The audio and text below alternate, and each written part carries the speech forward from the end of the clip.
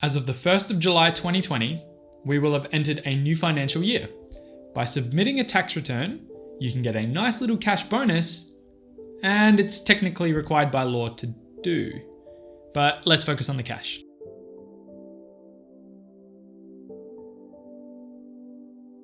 Welcome back to my channel. My name is Reese. In today's video, we are talking about your tax return and what you can do to prepare for it. As a disclaimer, this is specifically related to your personal tax return and not a business tax return. A tax return covers the financial year from the 1st of July all the way through to the 30th of June, every single year.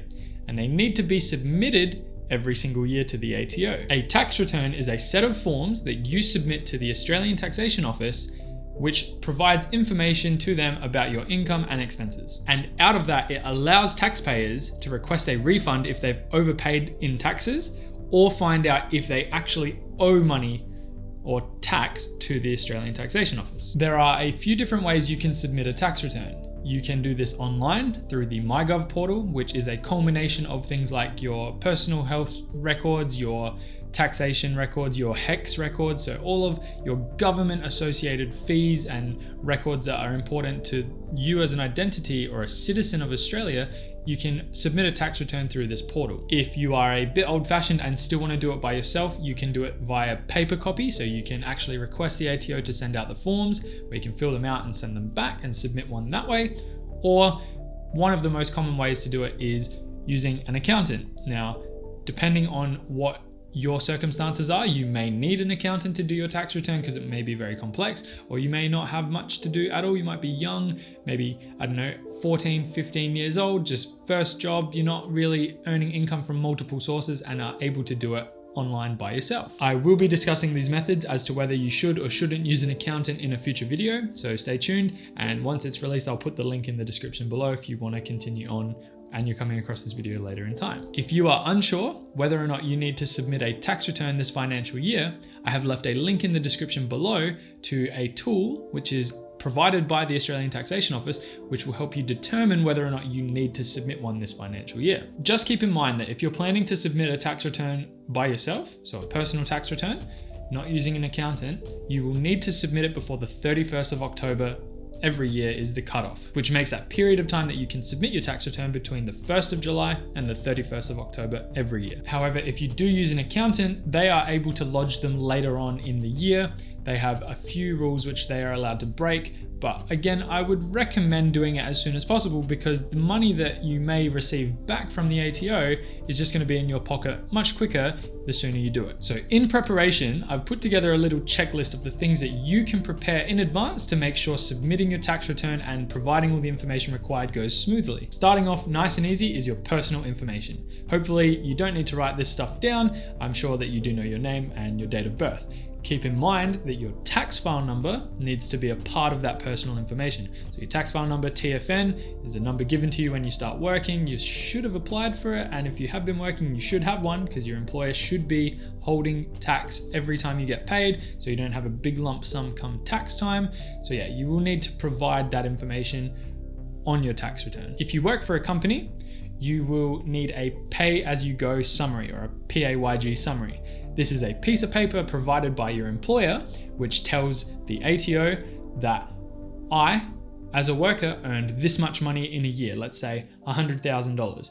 And on that PAYG summary, I paid $25,000 in tax this year. So the ATO can go, okay, he earned this much, he paid this much in tax, or the employer held this much in tax and then paid it to the ATO. He only needs to pay this much more in tax, or he actually overpaid in tax, therefore we're going to give you some money back.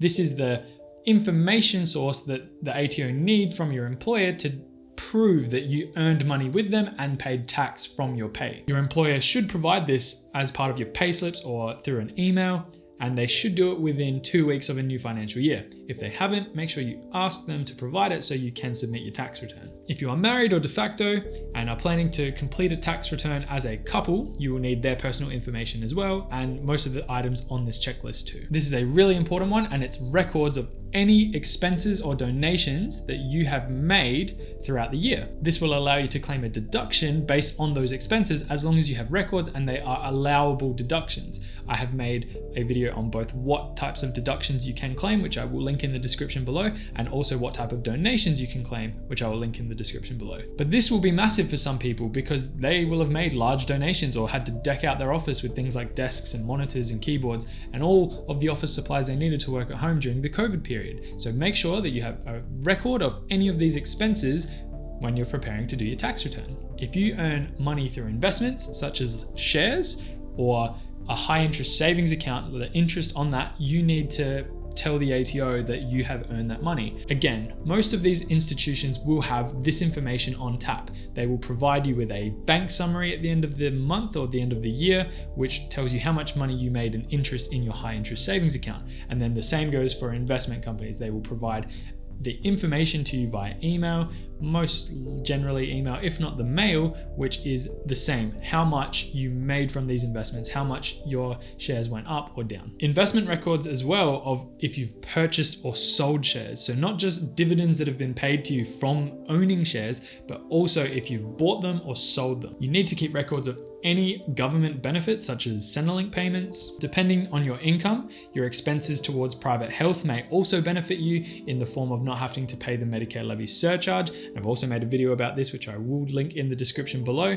If it hasn't been released yet, I will still add the link at the time that it is released. For anyone who's self-employed, you need to have all of the information surrounding your super contributions because you are the person paying your own super. So having that information is very important as part of a tax return. And my favorite item on the list is your bank details. Why? Because when you request a refund, the ATO needs to put that money back into your bank account somehow. How do you do this? You provide them with an account number, a BSB number, and your account name or the account holder name, and they will deposit that money back into your bank account if you are eligible for a return. Having everything ready to go in advance is always going to be in your best interest. It's going to make sure that the process runs smoothly and means you won't have to focus on the nitty-gritty of where this information is within your emails or your actual hard copy files because you have it all ready to go.